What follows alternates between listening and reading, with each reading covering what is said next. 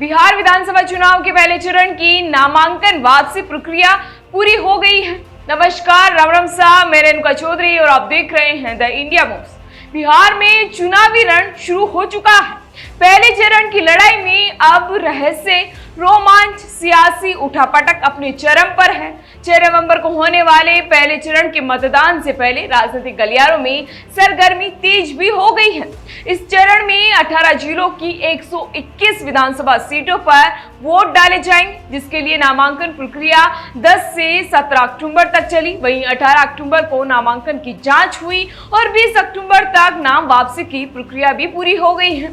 कुल 1690 उम्मीदवारों ने नामांकन दाखिल किया, जिनमें से 1375 नामांकन वैध पाए गए। लेकिन नाम वापसी के बाद अब 1314 उम्मीदवार चुनावी मैदान में डटे हुए हैं। इस बार मुकाबला और भी दिलचस्प इसीलिए हो गया है क्योंकि सत्ता पक्ष और विपक्ष दोनों ही खेमों में हलचल और अंदरूनी खींचतान से माहौल गर्मा गया है। मुख्यमंत्री नीतीश कुमार ने अपने चुनाव प्रचार अभियान की शुरुआत मुजफ्फरपुर से की है, जहां उन्होंने बड़ी जनसभा को संबोधित करते हुए जेडीयू और एनडीए की रणनीति का संकेत भी दिया है।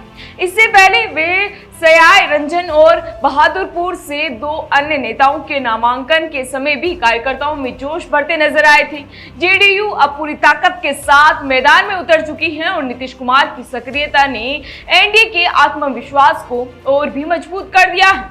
वहीं दूसरी ओर महागठबंधन में भारी घमासान मचा हुआ है। कांग्रेस और राष्ट्रीय जनता दल यानी आरजेडी के बीच सीट बंटवारे को लेकर ठन गई है और हालात इतने बिगड़ गए हैं कि दोनों दल 8 सीटों पर आमने सामने हैं। इससे वोटर भी भ्रमित हैं कि जब गठबंधन है तो फिर आपस में टकराव क्यों हो रहा है।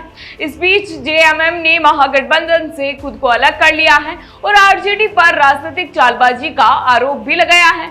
जेएमएम का आरोप है कि गठबंधन में उन्हें उनकी हिस्सेदारी तक नहीं दी गई थी। इस आपसी फूट का फायदा अब एनडीए उठाने में भी है और बीजेपी लगातार ये सवाल उठा रही है कि जो दल आपस में तालमेल नहीं बना सकते वे राज्य कैसे चलाएंगे। वही आरजेडी के लिए मुश्किलें अभी तक रुकी भी नहीं है। सासाराम से उनके उम्मीदवार सत्येंद्र शाह को नामांकन दाखिल करने के तुरंत बाद पुलिस ने झारखंड के एक पुराने केस में गिरफ्तार भी कर लिया है।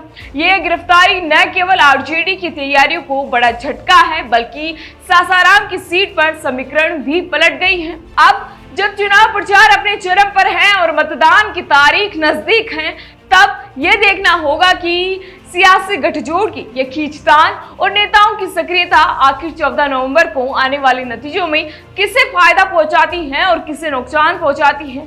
सवाल बस एक ही है कि बिहार का बाजीगर कौन होगा। फिलहाल इसी सवाल के जवाब के लिए बने रहिए हमारे साथ और देखते रहिए द इंडिया मूव्स। नमस्कार।